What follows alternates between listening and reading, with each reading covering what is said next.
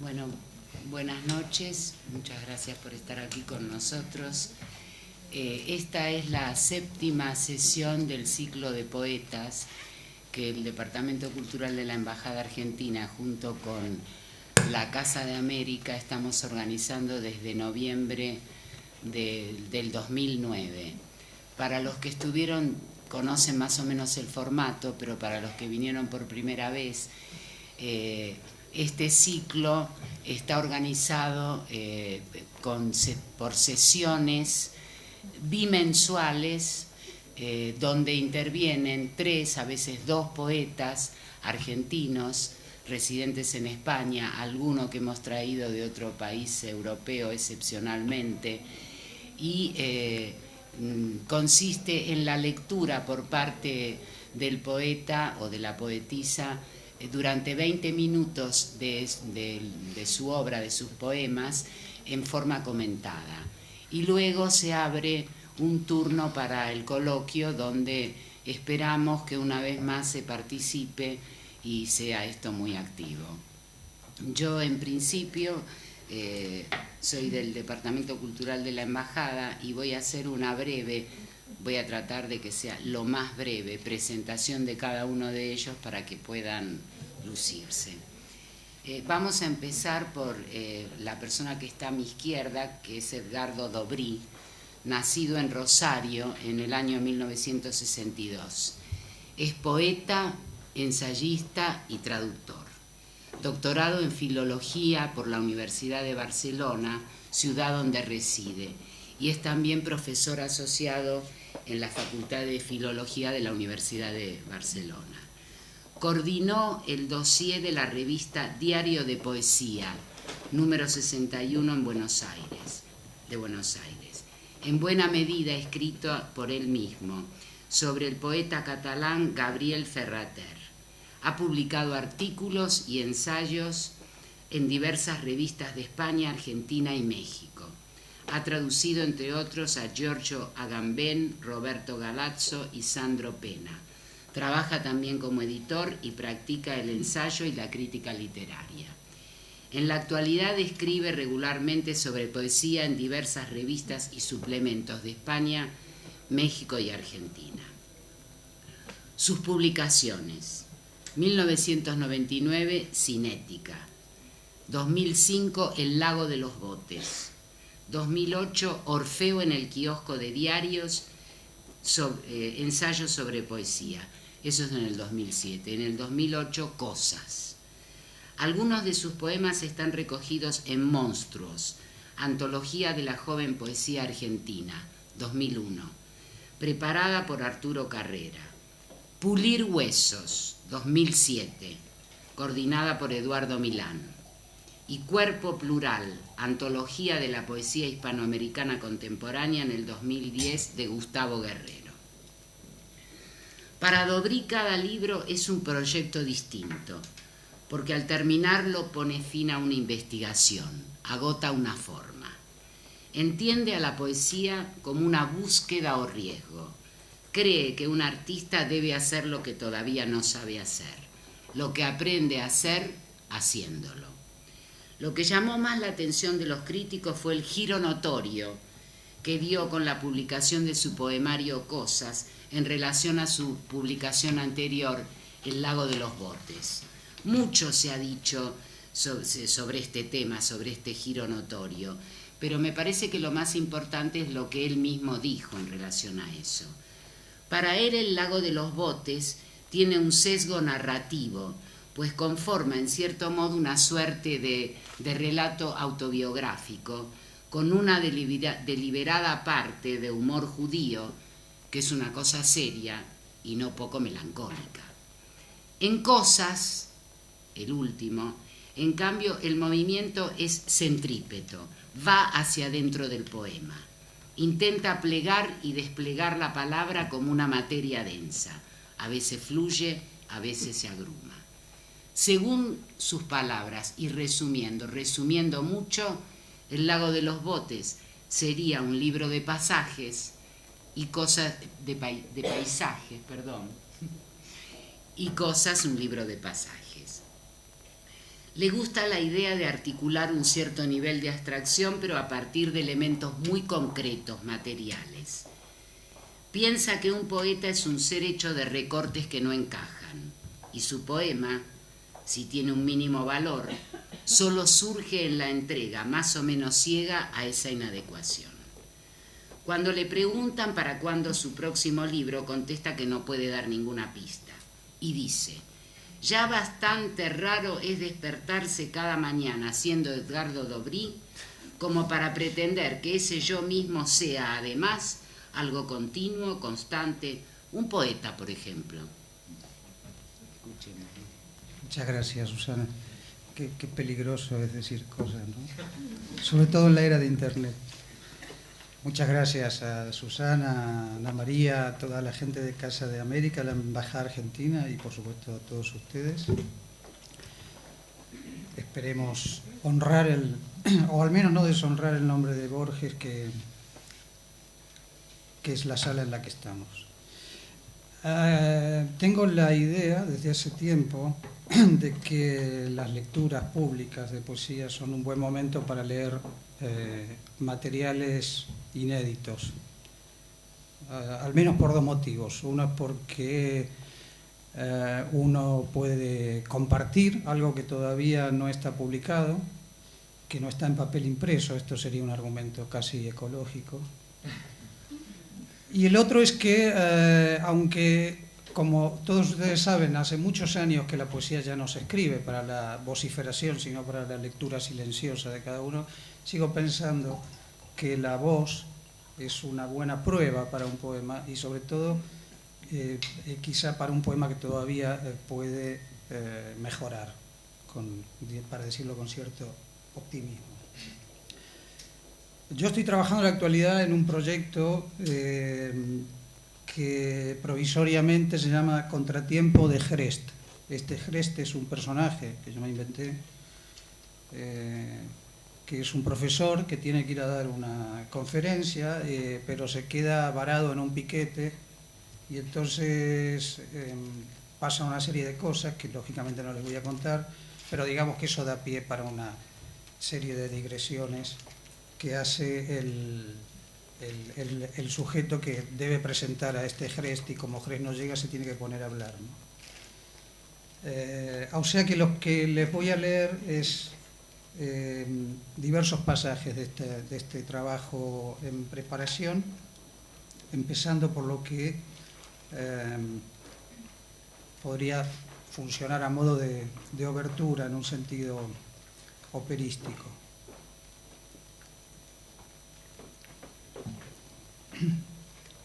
Dice: un año de algo, hoy hace un año de algo, y el martes hará 50 meses de cosa no menos impactante, al menos el diario de mañana, a la mañana lo dice, y el noticiero de ayer. Todo lo apila a la línea de la vista y hace estela encendida, incandescente, el dulce tangible pino, el áspero pino mental, la cuarteada de pisia corteza entre los dientes y en las uñas mentoladas, los dientes o al revés, la aspiración metalizada del mar que irrita el ojo. El mar, sí, máquina perpleja o virutas de plata sobre plomo y buceable como un infraconsciente con más melifluas flores, nombre vulgar, erizos y algas en forma de escarola, que cualquier ocurrencia de una mente rellena de la fantasía de todos los poetas, de lenguas de hoy y las difuntas, porque no sabemos cuánto duraban sus dictongos largos, no sabemos ni qué cosa fuera ya indecible y no deseable. Con qué ímpetu invencible el río corre al mar, cual un amante hacia el amor que le da muerte. Así la flor vencida por su perfume propio. Deja sobre el alféizar, deja un vaso de agua hasta que empiece a crear vida. ¿Te gusta la palabra alféizar, verdad? Rebosa de árabe almíbar, lástima que cuelgue de algo triste como una ventana. Se aja así lo visto en la cabeza, el atardecer de amaranto mortecino. No llores, niña, porque el sol se pone ante tus ojos. Mañana mientras duermas estará saliendo a tu espalda. La banda de la fiesta popular, los colores del campo antes del trueno y los tumultos después, alondra, ruiseñor, zorzal y venteveo, al alba y al crepúsculo, cuando se queda sin petróleo la antorcha de Febo y humea por la mecha. En esa lija se pule, aflige, la oda o elegía, cual, las dos, a la vencida flor, con signos de admiración como postes para sostener el verso flojo. Entra en la verdulería del pueblo e imagina cada fruta en su árbol, cada árbol en su huerta, imagina la savia volviéndose jugo justo cuando el jugo se te va haciendo negra sangre, espesa, lenta sangre, no una rotación, un malentendido perpetuo que se amaga, hijo del verso blanco y la gimnasia rítmica. El sonido llega que la imagen antes, no lo descifra el filósofo alemán con su bonete de dormir. ¿Qué ciudad tan mónada?, habría dicho Leibniz, qué algarabía de bocinas. Ni el senador que sisa el triple de su sueldo, ni, marioneta acogotada en su catéter, el cirujano que olvidó un post-it en tu píloro, coser esto. Ni el erudito que Mistiquios en toda simetría superpone y hace la cama con papel carbónico, comprado a deshora en un delivery. Ah, la flor vencida, la fruta lironda, el tráfico y la serpentina roja de los faros en la noche oscura del viaducto. Todo ese retrato a contraluz te pide y te despide, opaco perfil sin rasgos, dados de marfil, figuritas de pórfido, fichas de madreperla, frágiles como grafito, clase de geometría axial, la ansiedad es vertical, la pereza horizontal, la fobia radial, la espiral melancolía confitada. Toma tu pastillero, la rosa para dormir, la azul para estar despierto. Casi puedo beberlas ambas en el licor acuoso de tus ojos, pulsión y repulsión, cara a cara. Cuando nuestra vida potencial flameaba como risa, un fuego frío como la luciérnaga en la mano, así este informe significa.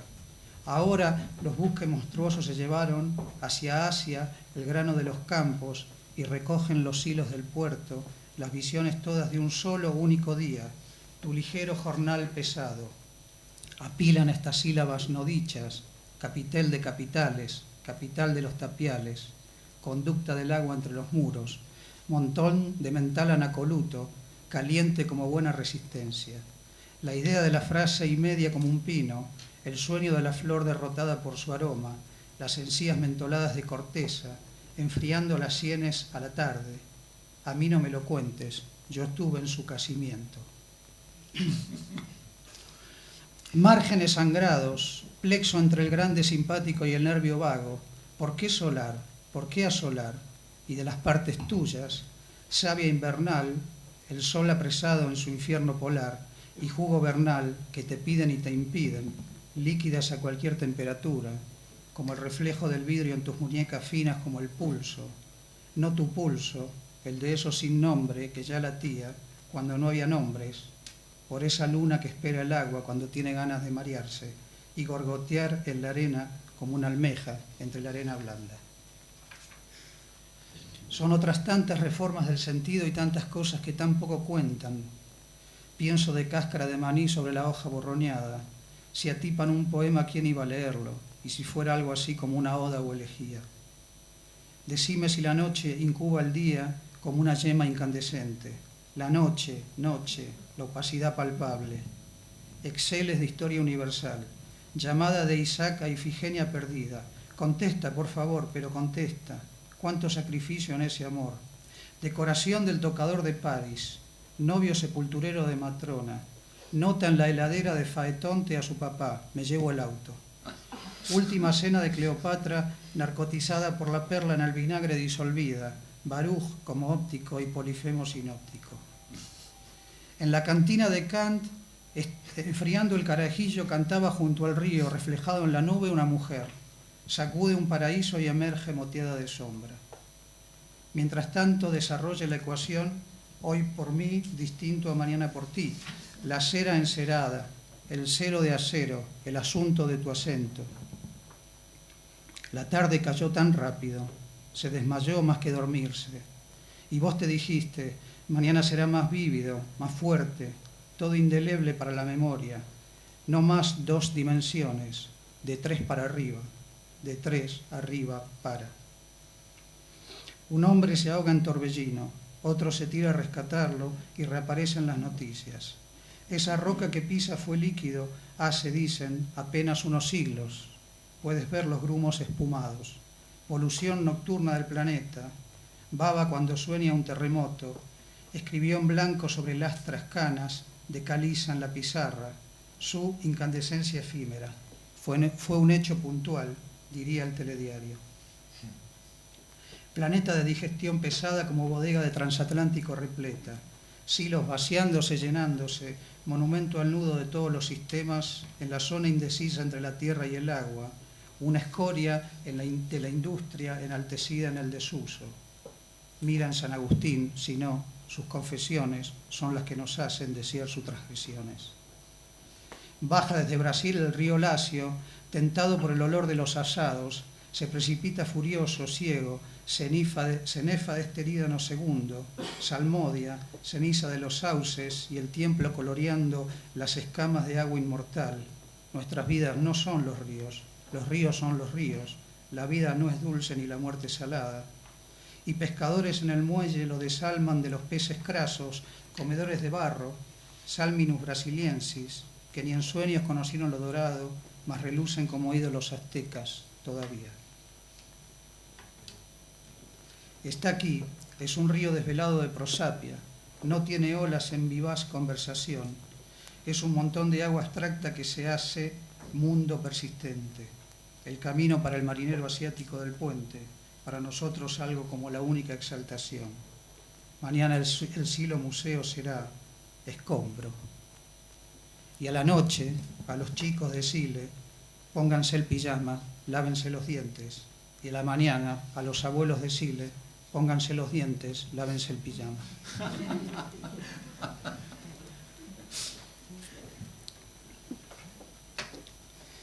En la noche temprana del otoño te preguntaste por la muerte.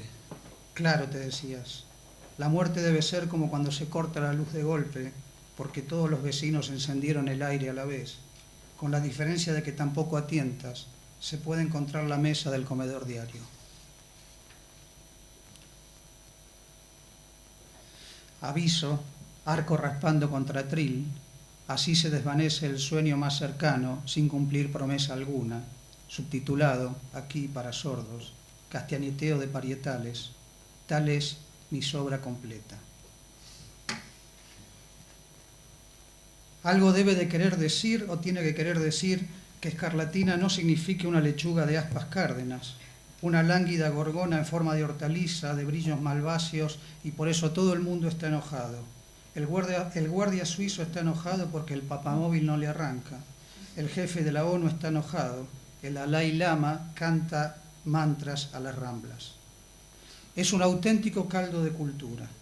Tu teléfono está en modo vibración o una paloma gorda tremola en la cornisa. Oye, ponte las Converse, cállate, sal, da un paseo, una vuelta en avión a pedal, pésate en la báscula de los trailers, hackeale el router al vecino si quieres tener más streaming, aprende a usar por tu parte, me digo, la licuadora que, quién sabe por qué, quién cómo sabe, te tocó en la repartija del último divorcio, dishonoris causa. Podés ponerle las manzanas sin pelar, dice el manual en surcoreano. ¿Por qué poco vas a quedar con tu hijo bien? Sabes que adora el jugo de manzana y zanahoria, te dejará que le expliques qué significa hemeroteca, cómo había que ir ahí para escribir un obituario. Pero papi, ¿hemeroqué? ¿Obi-Wan? Son personajes de fantasy. Vivís en un mundo tan antiguo. Te dejará que le cuente incluso qué clase de lechuga debiera llamarse escarlatina. Tráiganme el sudor de Gabriela Sabatini. Empezó Hrest una oda. Le dije, ponga mejor a María Yarapova. Ganaría mucho en piernas sin cambiar el pie. Puedo asegurar que Hrest ama la poesía, pero no que sea un amor correspondido.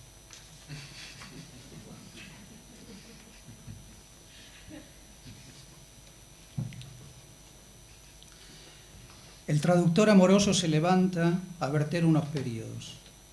Pongamos que hubieran sido escritos en una lengua u otra por un señor que no conoce ni quisiera conocer. Algunas correspondencias las deduce o las inventa. Al final de la mañana, su mente es capitel abigarrado de hipogrifos. Mas ganado habiéndose el cociente de transacciones tales, se va a comparar manzanas, yo habría preferido la de Eva a la de Newton, y en el camino entre su casa y la verdulería se representa la boca de su amada. Ella está muy lejos y es casi tan fuerte como una abstracción, que se compone de átomos ausentes de las tablas, porque no tienen antecedentes ni tendrán más descendencia.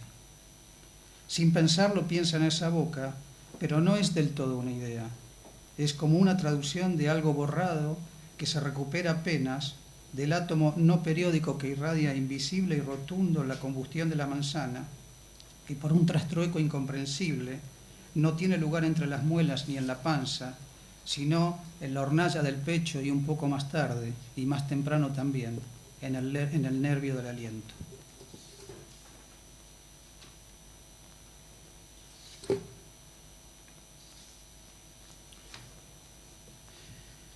Felicidad de los actos performativos según el lingüista Austin. Depende de que las circunstancias en que las palabras se expresen sean apropiadas de alguna manera o maneras. Los enunciados son realizativos y constatativos. Estos pueden ser verificados, pero de aquellos, si son verdaderos, no cabe decir, o falsos, sino acaso si resultan felices o no, en función de su pertinencia al contexto. No me digas que no lo sabías, pues no lo sabía. Linneo y Pierre Magnol pasan debajo de una encina y la llaman alcornoque. Tipografía del jardín botánico, este individuo de almendro de Indias y el flamboyán que estalló ante tus ojos una tarde de mayo en Tenerife, termitente, llama fría en los sentidos. Creció un laurel en el preciso lugar en que te olvidaste de algo, donde comprendiste que nada existe más que lo inexistente todavía. Y eso que vos no asesinaste a Duncan, no verás nunca un bosque avanzar hacia el castillo. Y sin embargo el olor del eucalipto, los abrojos alrededor de la pileta, donde hace un rato se bañaba el sol y ahora se acuesta una lengua de luna. Andrómaca da el nombre de Simunta a un arroyo. Qué conmovedora verdad en ese pequeño arroyo que recuerda un gran río de la tierra natal. Lejos de las riberas que nos vieron nacer, la naturaleza siempre está como disminuida y no nos resulta sino la sombra de lo que hemos perdido. Es el momento de decirlo todo, si hay nunca un momento de decirlo todo. ¿No ves que el hoy brota de mañana? Y es que nunca se te ocurre que puede suceder, nunca revisas la presión de la rueda auxiliar, y ahí estás en la banquina cuando debieras estar cenando con la nueva novia de tu jefe y tu jefe Luimén.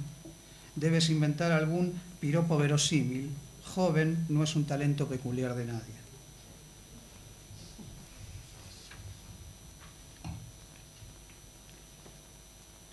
Anotación en el diario de Gelest. Recuerdo de París hace años. En el jardín del Luxemburgo encontré, casualidad, la estatua de Saint-Hubert. En el pedestal me pareció ver, casi legible, este lema: La vérité est seulement la vérité.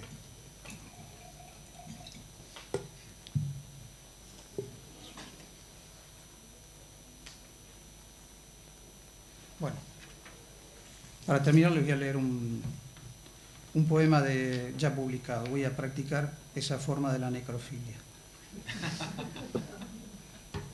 que después dejaré a mis compañeros de mesa.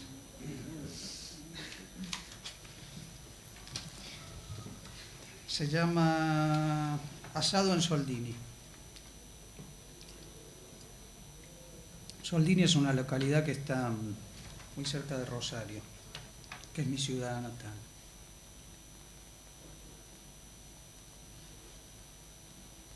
El segundo rosarino famoso es el Che Guevara.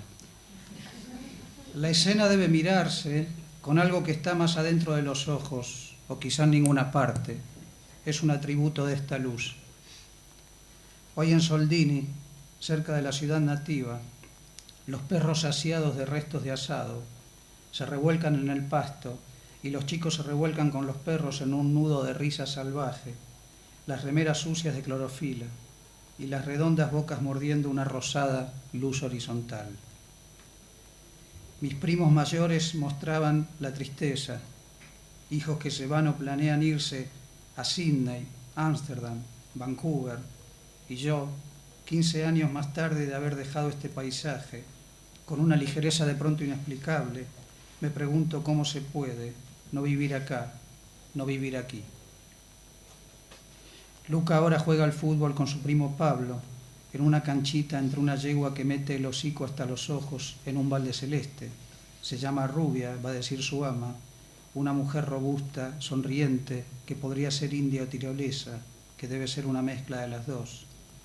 Y el tren de carga más lento del mundo, coronado de un copete quieto de vapor. Tengo que ir a Buenos Aires, dejar a Luca con su abuela, y tengo al mismo tiempo ganas infinitas de no hacer nada, de quedarme respirando el ascua de este cielo rosa, dormir en la que fue mi habitación con mis libros de antaño, cortado a rodajas por la persiana entreabierta, quedarme leyendo, por ejemplo, Luz de Agosto, una chica con atillo y abanico que camina de Alabama a Jefferson en busca del padre de su hijo. Y así, en Duermevelas sobre la frazada Flecos, soy yo el que camina, cargo una mochila de libros deshojados, por declives bromurados voy de un mundo a otro, llevo un niño de la mano. Muchas gracias.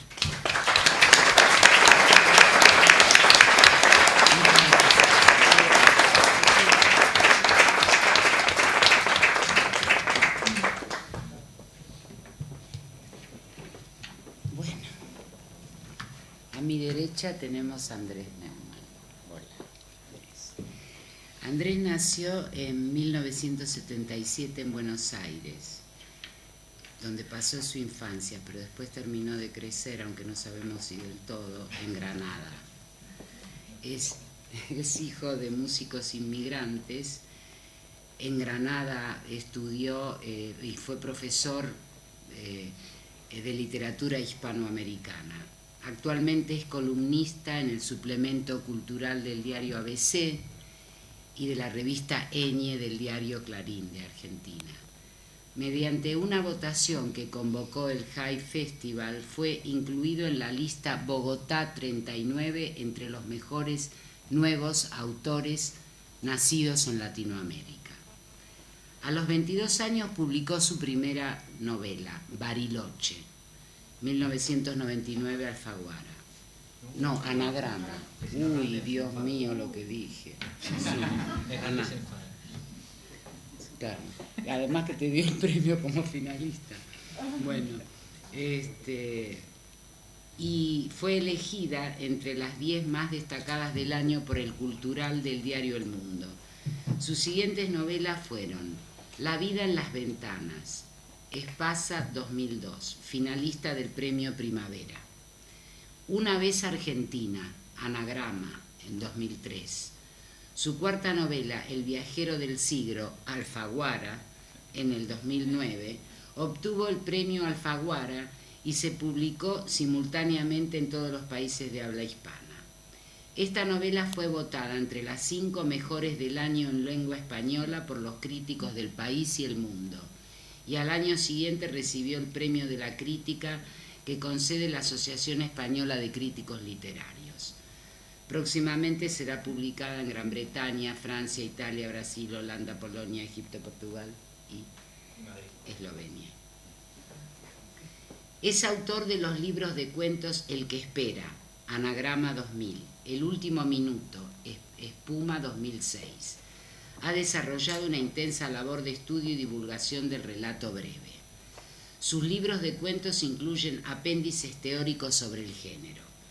Y fue el coordinador de Pequeñas Resistencias, antología en 4 volúmenes del cuento actual escrito en español en todo el mundo. Páginas de Espuma 2002-2005. También cabe destacar su prólogo en Los cuentos de amor, locura y de muerte de Horacio Quiroga, -4, 2004. Como poeta ha publicado los poemarios Métodos de la Noche y Perión 1998, Premio Antonio Carvajal. El jugador de billar, Pretextos 2000. El tobogán, Hiperión 2002, Premio Hiperión. La canción del antílope, Pretextos 2003. Mística abajo, Acantilado 2008, así como la colección de haikus Gotas Negras, Plurabel 2003, reeditado en el 2007, Los sonetos del extraño, Cuadernos de Vigilia 2007. Todos estos poemarios anteriores, revisados y con 2 libros inéditos, han sido reunidos en el volumen Década, Poesía 1997-2007. Es también autor del libro de aforismos y microensayos El Equilibrista, Acantilado 2005, del libro de viajes por Latinoamérica Cómo viajar sin ver, de Alfaguara 2010, y de una traducción del viaje de invierno de Wilhelm Müller, Acantilado 2003. Sobre él y su obra se ha escrito: tocado por la gracia, ningún buen lector dejará de percibir en sus páginas algo que solo es dable encontrar en la alta literatura, aquella que escriben los poetas verdaderos.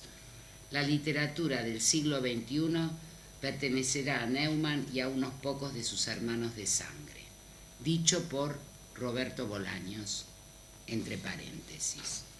Avalado por el último Bolaño y por Luis Antonio de Villena, que siempre es atinado para separar la paja del trigo en la nueva literatura, Neumann ha logrado que cada libro suyo, da igual que sea novela, ensayo, guión, cuento breve, aforismo, poesía, sea un éxito de crítica y también de público. La editorial Acantilado publicó en el 2008 esta recopilación a la cual me refería, Décadas, y en el breve prólogo, sin pretensiones de fijar una teoría al uso, Neumann expone parte de su credo poético, que paso a leer. Dudo mucho que el valor más profundo de la escritura consista en fabricar un espejo destinado a reflejar una y otra vez a su artesano a lo largo del tiempo. Eso equivale a suponer que la prioridad de un poema no es crear significados, sino erigir un ídolo con los rasgos exactos del poeta. Si de reflejo se trata, mucho más reveladora sería la superficie capaz de ofrecer una imagen expresiva a cualquier cara que asomase. Las emociones que funda un poema, en esto sí soy inflexible, son verdaderas, se comprometen, actúan, tienen consecuencias reales. Su incuestionable juventud incrementa sin duda la perplejidad de todos los críticos que lo siguen, pero esa juventud rema siempre a favor del río de su escritura, sin interponerse, sin servir de excusa o privilegio. Y a propósito de este último comentario, tengo que decir que el propio Neumann expresó su deseo que se valore su obra por su calidad literaria y no por la precocidad biográfica. ¿Dije eso? Sí. Así tal cual. Yo te escuché. Hay que acabar con internet, es lo que ha dicho todo. Lo que pasa es que de momento puedes decir eso, dentro de 20 años ya lo veremos. 2 son las características de su poesía. En primer lugar, podríamos hablar de la transparencia de la mirada, o mejor dicho, esa sabia disposición de lo prosaico, de lo cotidiano y hasta banal. Neumann escribe anuncios para navegantes de todos los días, fabrica encuentros con el misterio, con la sagrada presencia de lo desconocido e inmanejable, pero siempre lejos de esas formas inaccesibles, de los diálogos para sordos, en definitiva de un elitismo culturista. Y la segunda característica de su poesía podríamos decir que es la transparencia y pureza de las formas. Se acerca como un mirón a ese presente de la imagen del que luego habla Bachelard en la cita que abre el libro del jugador de billar, y se acerca alucinado, hipnotizado, pero luego sabe convertir su escritura en un espejo, en un cristal limpio en el que refleja ese presente, esa imagen. Ay, con lo cómodo que te estaba escuchando y de pronto... Bueno, muchas gracias y muy buenas tardes o noches o la hora que sea. Tengo en mis manos un reloj soviético, de la Unión Soviética, que me regalaron el otro día y me pareció que era buena idea usarlo para leer poemas. Y me siento un poco como comunista, de pronto. Y estoy tratando de ponerlo a las 12 para usarlo de cronómetro y no me está saliendo. No te preocupes que yo te... Los experimentos con el tiempo nunca salen bien. Dijo Dobrí, y agradezco nuevamente la invitación, dijo Dobrí, el asunto de tu acento. Dijo eso en, bueno, magnífico poema Río ese que leyó, que me pareció magistral. Como es magistral su anterior libro, Cosas, del que no leyó nada porque es un egoísta. Entonces, digo, él habló del asunto de su acento, y de pronto entonces me entraron ganas de hablar con mi maltrecho acento argentino, cambiar y hablarles a ustedes en una especie de porteño dañado, que es el que me queda, en lugar de en esa especie de español integrado, que es el que he ido adquiriendo en los 20 años que llevo acá. Y decidí hacerlo así porque creo que la poesía tiene mucho de extranjerizar la lengua materna.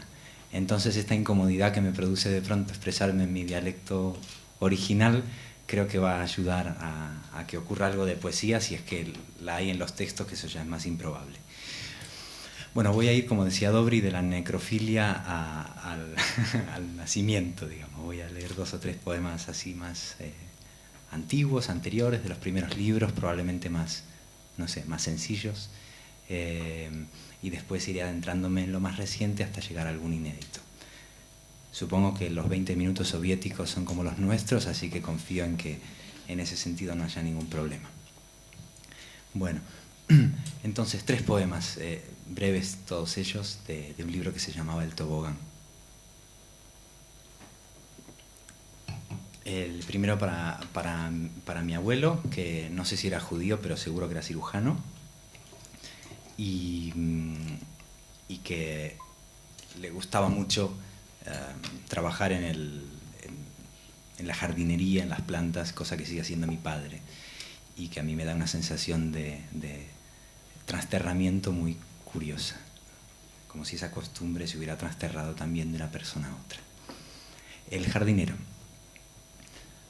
Aprendí con mi abuelo a plantar árboles. Los sauces necesitan más agua, Andrés, que tú. Y sus raíces al principio no son demasiado profundas. A veces crecen rápido y otras veces se estancan en la tierra, temerosos del aire. Hoy no queda ni abuelo, ni país, ni tampoco ese niño, pero queda aquel sauce encorvado al que me digo: Andrés, hay que cuidar estas raíces frágiles, este miedo a la altura de la vida. Bueno, el siguiente se lo quiero dedicar me parece a mi amiga Ana, que no sé si sigue ahí o se ha ido así, sí, eso es, porque bueno, tiene un hijo maravilloso, cosa que yo no tengo, quiero decir, ni hijos con Ana ni hijos con nadie, y entonces bueno, le gusta especialmente ese poema, y está dedicado a una hija que no tengo. Este sería pues el penúltimo poema de los antiguos, y el poema dice así: aprendí con mi abuelo a plantar árboles, así decía el otro, pero ¿cómo decía? Esa es una buena pregunta. Pasa que cuando uno quiere recordar algo, se resiste. Palabras a una hija que no tengo.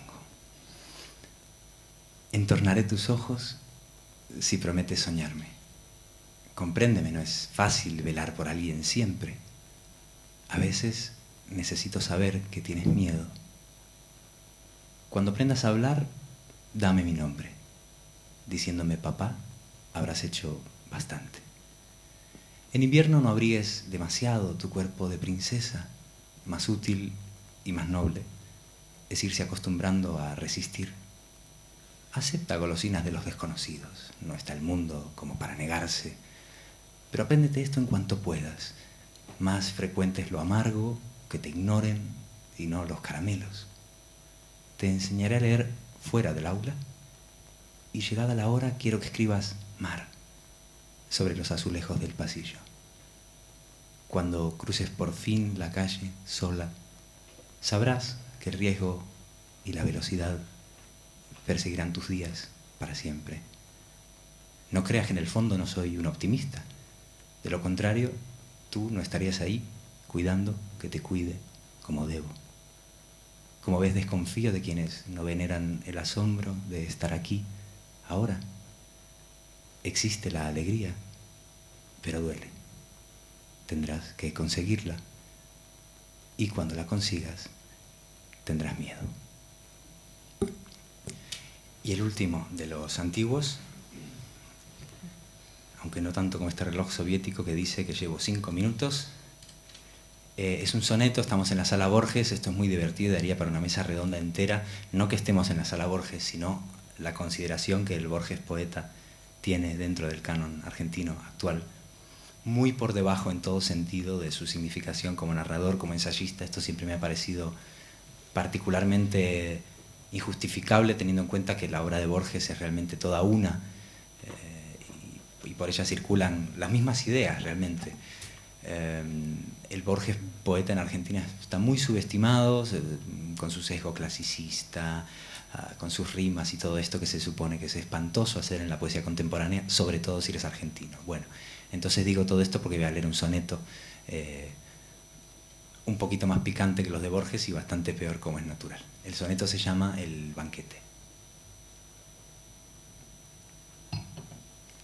Entre paréntesis, toda mi vida he estado esperando que salgan los poemas eróticos de Borges de un cajón, y no salen, no salen, no salen.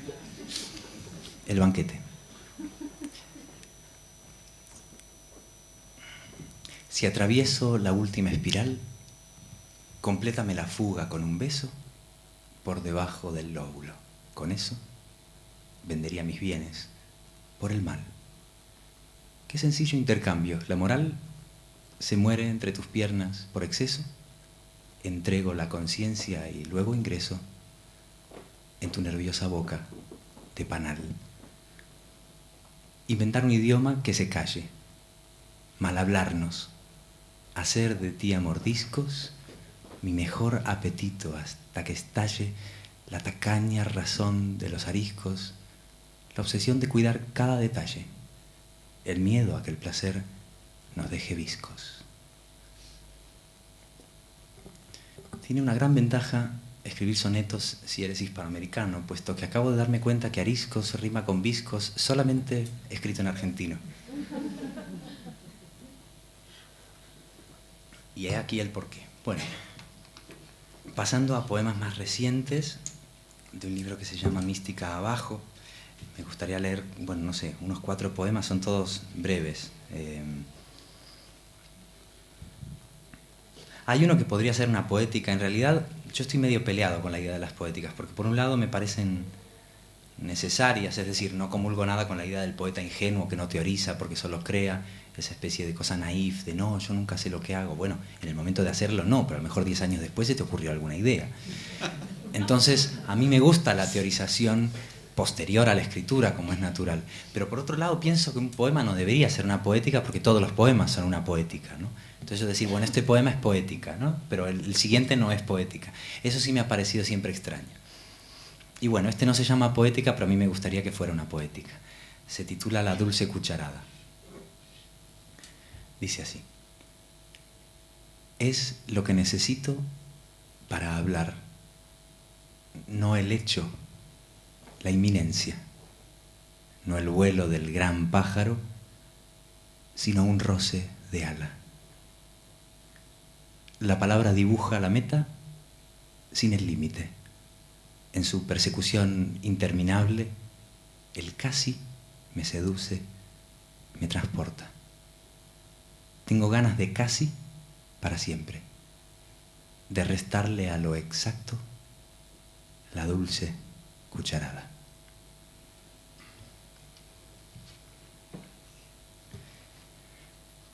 No sé si odian los aviones, me imagino que la respuesta casi unánime es sí, excepto alguna persona que padezca algún tipo de filia abominable.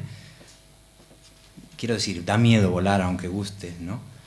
Y a mí me gusta volar. Yo soy de los valientes y sinceros, es decir, guardo la calma, me subo a un avión como quien he subido a muchos y como quien tiene una costumbre, pero en cuanto se mueve un poquito, entonces soy el más cobarde de todos y es la primera vez que viajo en avión. O sea que esa calma en realidad es muy aparente. Quiero decir con esto que me siguen dando miedo los aviones y esto me avergüenza y se lo tengo que decir a mi psicoanalista judío. Y entonces en una de esas movidas, nunca mejor dicho, en una de esas agitaciones aéreas,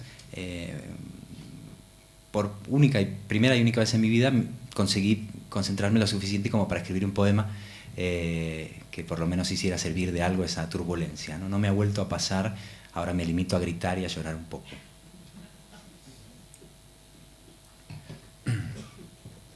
Plegaria del que aterriza. Cielo, yo que no creo que en ti floten mensajes y que leo en el alma, y digo alma, como nada más alto nos protege que el placer, la conciencia y la alegría. Yo te prometo, cielo, si aterrizamos sanos, que guardaré este miedo que hace temblar mi pulso mientras escribo en manos de la furia del aire. Lo guardaré si llego, no para fabular razones superiores ni para desafiarlas, sino por recordarte siempre, cielo, liso, llano y azul, como ahora te alcanzo, hermoso, intrascendente, un simple gas que agita la luz y me conmueve como solo un viajero transitorio, como solo un mortal puede saberlo.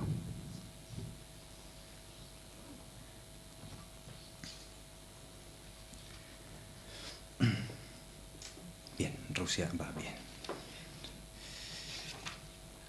Bueno, este poema se llama La gotera y bueno, formula una idea al principio del poema, quiero decir, muy sencilla, y es que la juventud no depende de la edad, esto es una evidencia, pero las biografías insisten en ignorarlo, ¿no?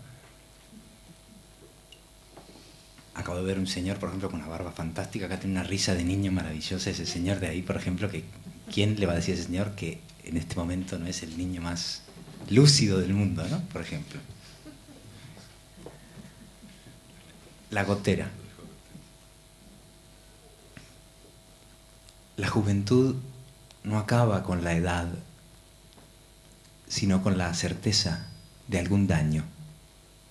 Un joven no es piel tierna ni una fuerza infinita, solo es alguien que en el fondo de sí se siente intacto. Alguien cuya esperanza tiene menos de esfuerzo que de jarrón brillante. La certeza contraria no se llama experiencia, se llama simplemente suciedad. La muerte ensucia, mancha, enloda tu zapato de verano, captura tu tobillo saludable, presume de tu pierna inmaculada. La muerte es la gotera inaugural, es un diente en el techo, el oficio del lobo prematuro. Cuando la muerte ajena empieza a hacerse propia, empieza la otra vida, otra mucho más breve y mucho más cargada de deseo. La estancia y los traslados. Artesana, de par en par te ofrezco mi morada hasta el último postigo. Mi morada, aunque no sus posesiones. No necesitas préstamos ni herencias. Tú habitas lo que tocas con lo tuyo es suficiente y lo trasladas. En ti tendré mi viaje por la tierra, igual que en mí hallarás la casa móvil. Yo prefiero 1000 veces, me susurras, una puerta entornada que un castillo. Admiro ese misterio con que todo en ti piensa o se distrae. tú también nos das forma y aquí dentro la mitad de mis voces son las tuyas. Eso sí, cuando salgas, cuando sea que cruces el umbral porque así lo decide tu camino, apágame las lámparas despacio y enséñame por dónde sale el sol.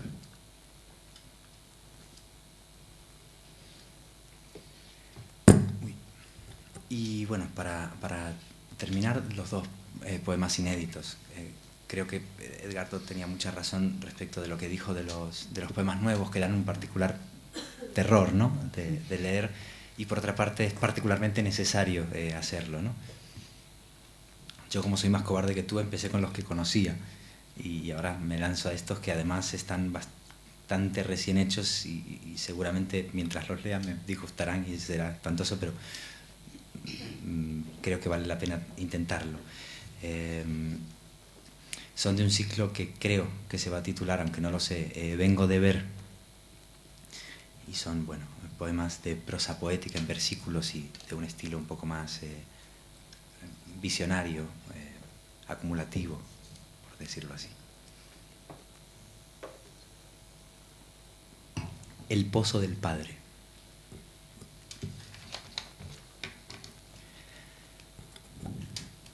Vengo de ver el pozo del padre, donde abrevo la ternura ganada poco a poco, esa que sube en balde y tiembla cuando un brazo la atrae, el pozo al que me asomo en las mañanas de gris revelador, el padre que me muestra la fuerza posterior de su bíceps fofo.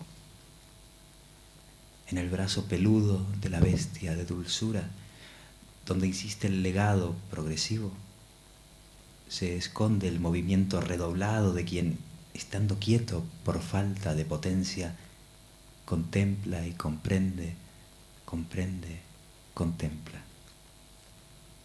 Sé que no soy la bestia, ni siquiera su hijo verdadero, y que la madre estuvo alzando la balanza para que no se desplomara ninguna mitad del mundo, ni la oscura de trapos, ni la más incandescente. Sé que no soy la bestia, me negué bestialmente, pero a veces un brazo hundido en el sofá que se hunde como el pozo, emerge de su invierno para tocar ahí.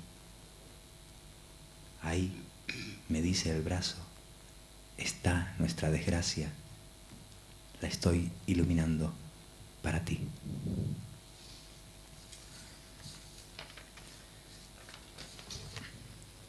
Y el último poema, por tanto, y bastante bien, porque sin el descuento 20 minutos soviéticos, que se titula, bueno, vengo de ver como ese ciclo porque creo que es el primero que empezó a salir de esa, como decías, Edgardo, de esa investigación que empezó con este tono. Es un poquito más largo este. Vengo de ver la risa en la boca ajena, que es más dulce y parece necesaria, como la fruta contigua que pudimos elegir y recordamos al morder la nuestra, la del medio apetito, la que endulza en otra parte. Vengo de ver el pánico en la roca de mi asiento. Una roca es admirable, no pide nada a cambio de su resistencia, es lo que es, un sentido duro, duración sin pretensiones. Era yo quien temblaba, no mi roca, cuando tomé asiento. Vengo de ver a mi madre diciéndome de nuevo buenas noches, como si siguiera ahí, con la cara incendiada de haber pasado mundos y una copa entre las yemas sucias. Me acariciaron esos dedos y ya no vi la mancha nunca más, la mancha de lo aséptico. Vengo de ver los barcos que después lamentaré. Tengo instinto de dejarlos pasar. Unos brazos parecidos a los míos se agitaban desde la cubierta borrosa. Los reflejos en el agua corrían como un cable en cortocircuito. Vengo de ver mi carne volando y evaporándose igual que el tiempo que creía frenar. Hay un púlpito genital que a su manera da sermones. Desead esto, desead lo otro. El deseo os salvará. Pero salvarse es un deseo. La carne se me enciende con un eco de burla. Vengo de ver la cara que tendré dentro de 20 años, ojos de cumpleaños cancelado, la boca proponiendo una sonrisa quizá más defensiva, la nariz entornada, menos útil, oliendo el propio rastro de su sombra. Vengo de ver a todos mis maestros enseñándome el olor chamuscado de sus ropas, la interrupción del baile, la quietud posterior de sus objetos. Vengo de ver el amor suplicante de mi padre, que es mi hijo, la razón del color de sus camisas, el temblor de su barba, que es la selva donde vive este mamífero aferrado a sus palabras, al enigma del fuego, una vez que está ardiendo por su cuenta.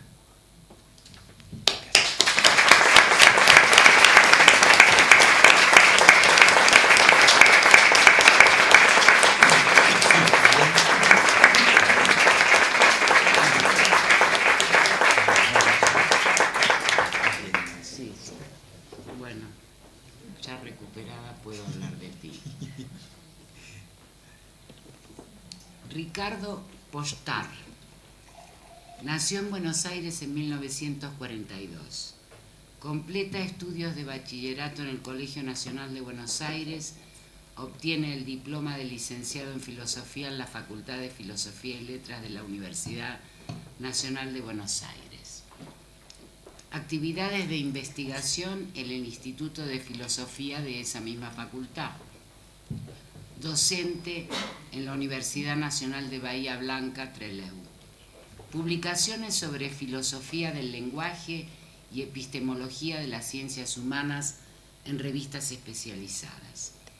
En 1974 viaja a Francia para realizar estudios de doctorado en filosofía en el Institut d'Epistémologie Comparée, Universidad de Aix-en-Provence. En 1976 se traslada a Barcelona. Desde entonces reside en España. En el 2004 se establece en Gijón. Ha traducido libros del francés, inglés e italiano para editoriales de Buenos Aires, Barcelona y Madrid. Entre sus traducciones del italiano figuran obras de Giacomo Leopardi, Giuseppe Tomasi di Lampedusa, Leonardo Sciascia y Umberto Eco. En el 2010 se le otorgó el Premio Internacional de Traducción Literaria Claude Cuffon en el Salón del Libro Iberoamericano de Gijón. Desde 1983 es traductor de organizaciones intergubernamentales, Naciones Unidas, Organización Mundial de la Salud, Organismo Internacional de Energía Atómica, entre otras.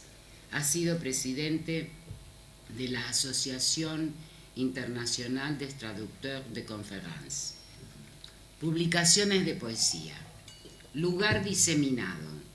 Buenos Aires, Grupo Editor Latinoamericano, 1993. Clinamen, TREA, Gijón, 2006. El efecto mariposa, TREA, Gijón, 2010. Y el tamaño de los días, TREA, Gijón, en prensa. Han aparecido poemas suyas en la revista La Rosa Cúbica de Barcelona y en la publicación para bibliófilos Estampas del artista Fernando Menéndez, en Gijón. Se ha dicho que cuando se lee un poema de Pochar, la palabra aparece como un vocablo único, múltiple, que más que describir interroga la mirada, modula la intensidad del instante. Algunos han dicho que el lenguaje de sus poemas ilumina más que describe. Pochar se mueve entre el poeta y el traductor. En ambos él señala el tormento de la duda, de la sensación de tarea inacabable, de la práctica de moverse entre dos conceptos opuestos en una sola expresión y de intentar armonizarlos. Por eso se le nota que está buscando siempre el sentido, que en la poesía solo puede ser metafórico. Allí él se siente feliz, contento de moverse en el caos de la creación. Como traductor eso significa un tormento, porque dice que es imposible traducir sin detenerse continuamente en las palabras y en el sentido que se va tramando con el texto. Este moverse permanentemente en los dos mundos, ¿afectará su obra? Es una pregunta que queda para después de escucharlo. Gracias. Muchas gracias. Para retomar el comentario sobre el asunto de acento, y yo lo hago extensivo al asunto del léxico también, y también refiriéndome a lo que acabas de decir tú, Susana, justamente la experiencia de traducción que los tres compartimos, por otra parte, a mí, claro, yo había empezado a traducir libros en la Argentina para algunas editoriales, lo hacía al mismo tiempo que estaba en la facultad realizando esas actividades abstrusas a las cuales ya acaba de hacer referencia. Y luego ya en España fue una ocupación de tiempo completo. Entonces, evidentemente me planteé, me di cuenta que yo tenía que escribir, que traducir a un español de España, en fin, suponiendo que hay un español de España, porque en fin, todos somos conscientes de que hay muchas diferencias, pero una especie de coiné del español de la península, ¿no? Y luego, ya cuando me empecé a trabajar como traductor en organismos internacionales, eso se acentuó, porque todavía las normas es buscar en el léxico la máxima comprensibilidad, usar siempre elegir el término cuando hay varios que se comprendan en más países, ¿no? Lo que no me ha cambiado mucho es el acento, propiamente dicho, porque yo siempre era así. Cuando vuelvo a Argentina todos me dicen que no tengo ninguna influencia en el hablar del español, y en realidad llevo más de la mitad de mi vida en España, así que se ve que soy bastante duro de mollera o de oído, porque no me ha entrado. Pero como verán por el léxico, no es un léxico particularmente argentino el mío, no sé qué será en realidad, ¿no? Pero a mí me gusta que sea así, porque yo soy de ideología cosmopolita, así que cuanto más variedad y menos raíces, para mí mejor. Voy a hacer un poco como hizo Andrés. Voy a empezar leyendo algunas cosas del principio, no necesariamente la más sencilla. Me pareció que dijiste que era más sencilla, en mi caso yo creo que no era más sencilla, y luego leeré hasta algunos poemas inéditos. El primer libro que publiqué, como bien dijo Susana, se publicó en Buenos Aires, yo ya no vivía allí, y se llama Lugar Diseminado. Voy a leer 3 poemas de este libro. Guardar algo en el olvido, porque la memoria se retuerce demasiado y deforma, pero lo que vuelve del olvido llega intacto. Nos roza el hombro con la punta de los dedos y al volvernos lo vemos reluciente. De esas aguas de olvido solo surgen colores puros, toda la escoria del presente y del pasado ya lavada. Solo entonces podemos mirarlo de frente, conocerlo. El recuerdo es una corriente demasiado cercana que enturbia. Solo lo olvidado vuelve, solo lo que vuelve está. Y luego 2 poemas breves también de este primer libro. Hay algunos poemas que podría ser una poética, pero en sentido, hombre, no es una poética, pero que es una especie de un poema sobre la poesía, digamos. En el subsuelo sonoro, a ras de página, un sentido azaroso se modula, un diapasón tenaz se escande la deriva. Y luego otro poema, el último de este libro, que es un poema de liberación de la imagen, como fuego de artificio, imagen pura. Se llama hipnosis. Ceremonia latina es la sombra en la persiana y es humo griego el que golpea contra el vidrio hueco del verano. Ceremonia turca es el sonido azul atrapado en la retina, la blanda luz que la cautiva. Ya en España me publicaron un libro, una editorial de Gijón, que les tengo mucho aprecio, que es la editorial TREA, que es una editorial no especializada en poesía y literatura, pero cuyo director es poeta, y entonces él se da el gusto de tener una colección de poesía. Lo implícitamente quiere decir que muy rentable no es, como ya se sabe, ¿no? Este libro se llama clinamen. Clinamen es un término filosófico del atomismo griego antiguo, y en realidad se refiere en el atomismo antiguo, que es una maravillosa una premonición del atomismo real, del verdadero, del atomismo que finalmente se descubre que existe, ¿no? Pero con miles de años de antelación. O hay dos etapas, ¿no? El atomismo clásico, sobre todo de Demócrito, y luego, posteriormente, el de Epicuro.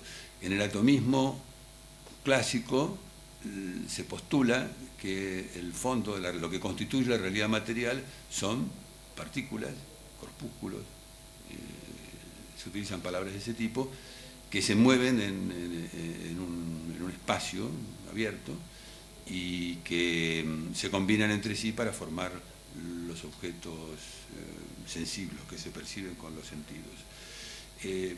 Luego del filósofo Epicuro encontró que esa teoría incompleta, porque no se explicaba cómo se encontraban esos corpúsculos, porque podía suceder que cayesen como una lluvia vertical y no se tocasen nunca, entonces no se formasen nunca los objetos de la realidad, incluidos los dioses, porque en la teoría clásica todos los objetos son materiales.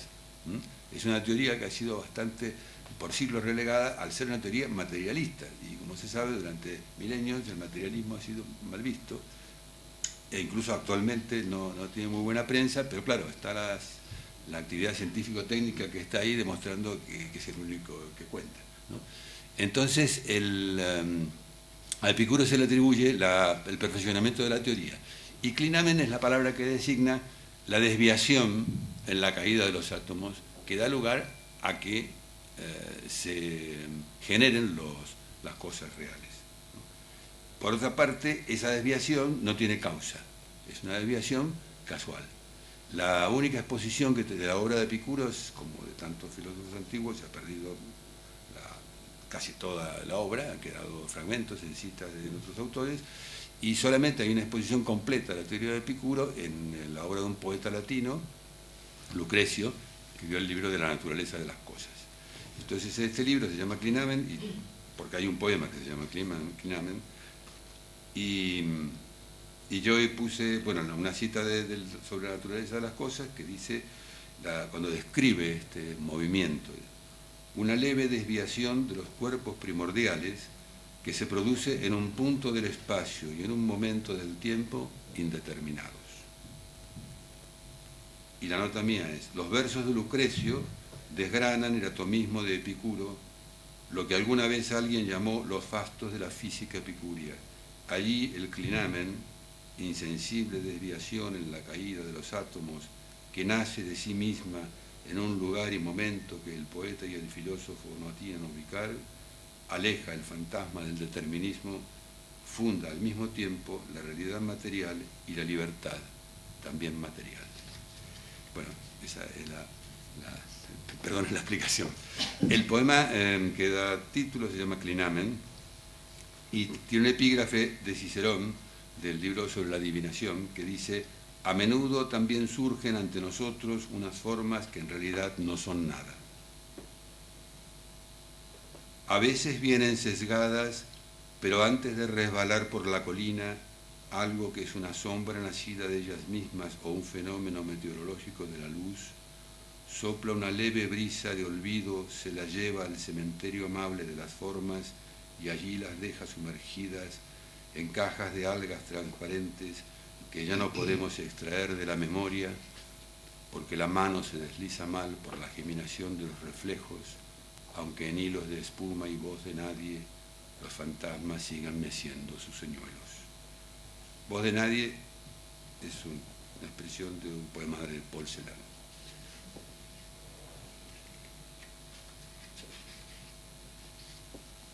Duelo. Esto lo escribí cuando murió mi padre. Tal vez mañana el viento habrá encontrado la salida, pero cómo pesan hoy su tierra y sus raíces, cómo ahogan hoy su celda las cenizas.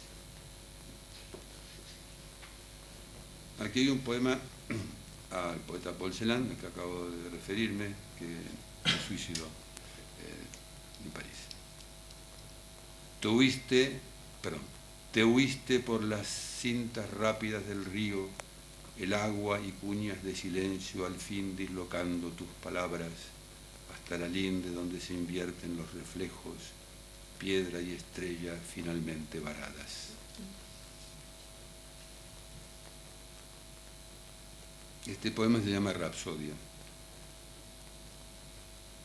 Todas las noches serán la misma noche y el tiempo un vasto tapiz donde los mismos hilos urdirán cada vez seres distintos, toda gota del río un río distinto y cada pez en el agua un mismo pez fingiéndose distinto en cada anzuelo, la misma llama volviendo a encenderse en cada vela, la misma muerte intentando nacer en cada vida.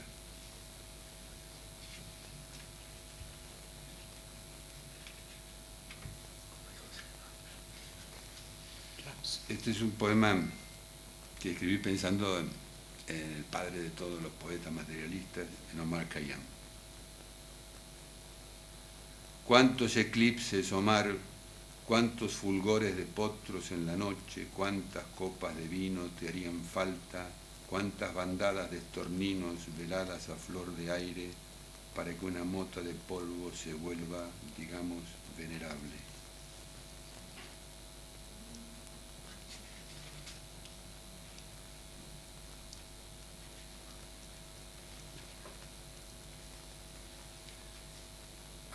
Estaba pasando la poética. Al poética. Durante mucho tiempo una mirada sin más, que cuando ya no soporta el pulso de las cosas, vira sencillamente a las palabras.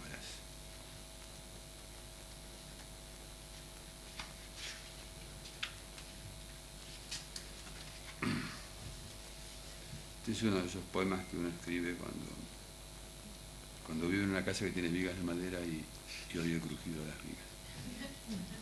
La escucha. Nadie puede saber cómo ni cuándo crujirá la casa en el pulso errátil de las vigas. Nada está entero, ni siquiera ese último horizonte de silencio que se quiebra en súbitas carreras de metrónomos como voces conocidas. Siempre hay pisadas animales sembradas en el musgo de las tejas, pasos perdidos que regresan calladamente al infinito.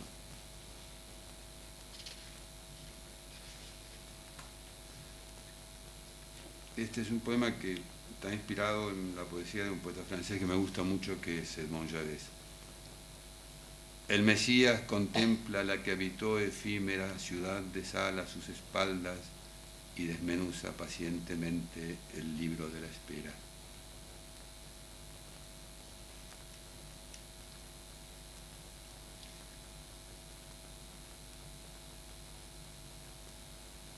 Los trozos de la vasija y el dios de barro que se desmorona a cada instante, flechas perdidas en la batalla del asombro.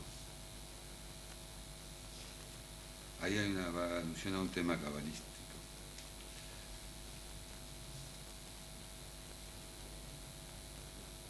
Este poema se llama En ascuas. Aunque mienta ceniza, siempre hay fuego. La extinción es un sueño inextinguible de la noche que arde en el subsuelo. la sequedad de una marea que se nutre de su propia hoguera, pavesas dormidas que se encienden en la sombra impaciente de las brasas. Y luego otro, también lo podríamos poner en la categoría de arte poética. Toda poesía está escrita en una lengua extranjera, la espalda reluciente de un canto de sirena. Bueno, esto es de lo publicado. Luego hay un libro que está en prensa, y si continúa la crisis yo creo que va a seguir en prensa por mucho tiempo, dado que al editor le tiene que ir bien con sus otros libros para poder publicar los libros de poesía. El libro se llama El tamaño de los días.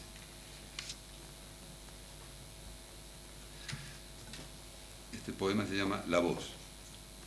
Si aún quedara tiempo y no este istmo seco y quebradizo, si no se rompiera 5 minutos antes del miedo, la voz preguntaría: ¿por qué este paisaje mutilado? ¿Por qué estos puentes que han ardido, ahora frágiles embarcaderos, muelles tiznados, donde solo atisbar la lumbre de la voz en la otra orilla? Este se llama Furgón de cola. A mí, en fin, no sé si había algún otro ley, pero en fin, a mí me fascinaban los furgones, verlos cómo se alejaban, ¿no? En la noche, con el farol. Qué difícil atrapar, aunque perdure y una mano de niebla nos la tienda, la pequeña sortija de luz del farol que girando dice adiós. En este aparecen los ángeles. Yo no creo en los ángeles, pero me parecen muy cómodos, porque en caso de necesidad es la especie más cercana a la que en la que podríamos llegar a refugiarnos. Escala, alude a la famosa escala de Jacob. Si persistes, seguro que tropiezas con un ángel que no sube ni baja, un ángel cojo de ala rota, uno de esos ángeles ociosos que se quedan para ver qué pasa, para ajustar a lo sumo algún peldaño, para dar de beber a los agnósticos. Y este es el poema donde están los vencejos que te decía. Hoy por hoy, querida, no recuerdo hasta cuándo se pescan las lubinas, por dónde vienen los vencejos. Perdona, vida, si me enredo, si aún no sé justo a qué hora se oye el canto ruin de las sirenas, por qué lloran, con qué olas respiran, para qué enamoran a la espuma. Me faltan las causas, las primeras, la razón de todo esto no me llega. Ahora mismo el mundo se me escapa. Y esto se refiere a un reloj presoviético. Las dos mitades del tiempo. Entre objetos que tuvieron su día de gloria y ahora dudan, el reloj se bambolea. Un temblor tenue bajo el párpado marca la cifra blanca de sus pasos. Desde la otra parte del tiempo la esfera lagrimea su otra mitad de hora falaz enrojecida.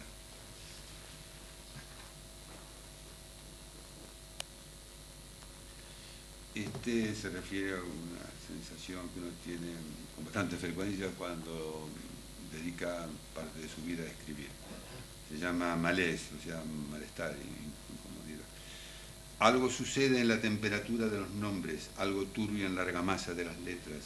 Tienen malos sueños las palabras, la tinta querida desafina.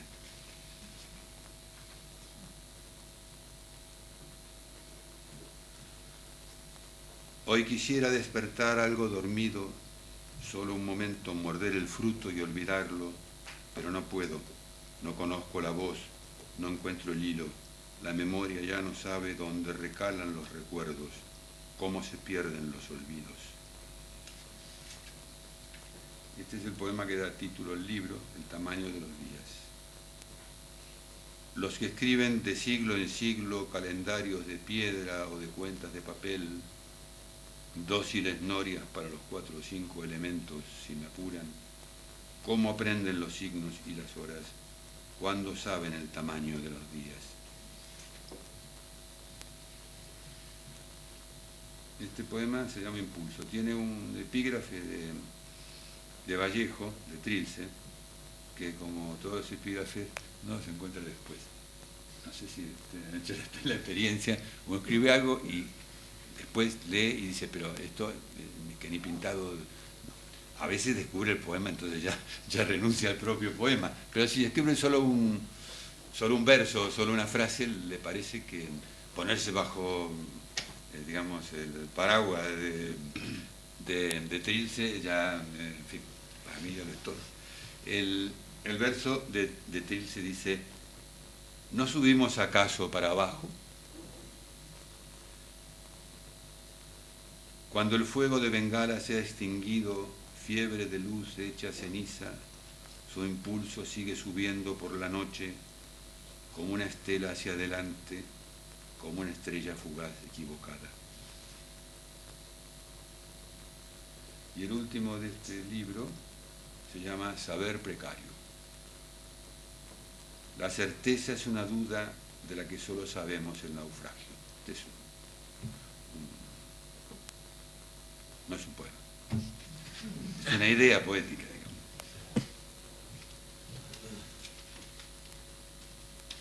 Y lo que voy a leer ahora son poemas cine, no sé, la verdad que yo no me traje el soviético. ¿Cómo estamos? No sé. Bueno, trataré de... ¿Tenemos tiempo? Ana María no está. Ah, bueno, Se escondió. No está. ¿Está? No dice nada. Bueno, 5 minutos más. Este poema se llama Fugit, en latín, o sea, el tiempo.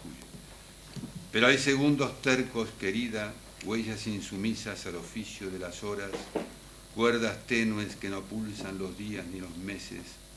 En esas notas puras que se quedan, amor, nos va la vida. Este se llama Janela en portugués, aunque se podría llamar ventana, pero a mí me gusta mucho la palabra. Además la encuentro con mucha frecuencia leyendo en portugués. Yo creo que los portugueses tienen una obsesión con la ventana. Por la mañana le bailan un poco las ideas. La mirada entonces se libera, acerca la frente a la ventana. Son golpes mínimos, pequeñas vibraciones indoloras, pero le bastan.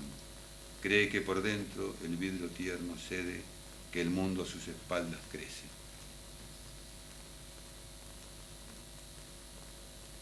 Este de pájaros, pero no de... Están llegando unos pájaros tan distintos que no se sabe cómo vuelan. Son oblicuos, tienen alas sesgadas, su deporte en el cielo es diferente. Este se llama Narciso y tiene una vaga referencia hegeliana. Porque un juego de espejos a veces le permite ver su espalda, piensa que los otros saben lo que a veces dicen sus palabras, pero los otros no son sino reflejos que quieren decir otras palabras.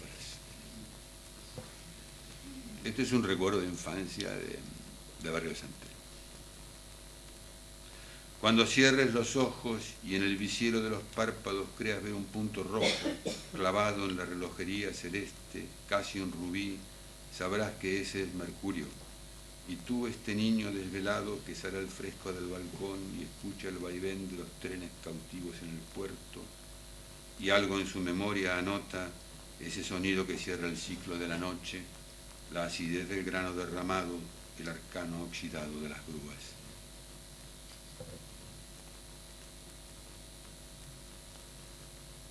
Este es un poema con preguntas.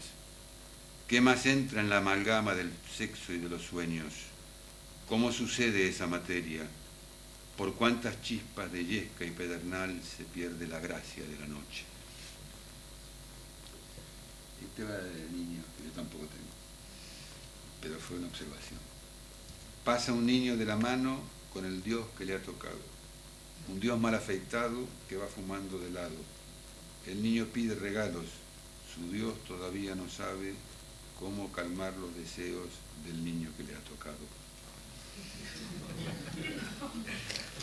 Y este es en fin, es un recuerdo de una estatua de un ángel. Creo que por aquí hay una en Madrid, pero en realidad parte de ese recuerdo. Se llama Sospechas en el parque. Cualquiera puede verlo, ese no es un pedestal, y ese de arriba no es un ángel. Los ángeles no aterrizan así. Y eso que hay ahí apenas es un montón de escombros, pero lleva tanto tiempo arropado por árboles reales, por pasos que realmente chirrían en la grava, por verdaderos números romanos, que la gente lo respeta, y los niños incluso le toleran los balones que cuando el aire se oscurece ya no vuelven.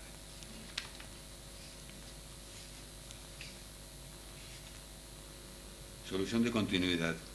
Otro de preguntas. ¿Quién dejó que se borrara la lumbre en el hogar? ¿Quién dejó sin guardar la levadura?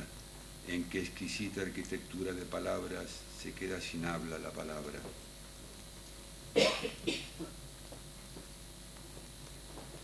Es fácil perder el alma y no volverla a encontrar. Mejor es comprarse otra para poderla olvidar. Con su rebaño de almas el cuerpo sale a pasear. Y vagamente es un homenaje a los poetas futuristas soviéticos. Y ahí sí. Se llama Proclama. Se suspende el todo por incompatibilidad de las partes. Se declara el azar. Ese es el homenaje. Bueno.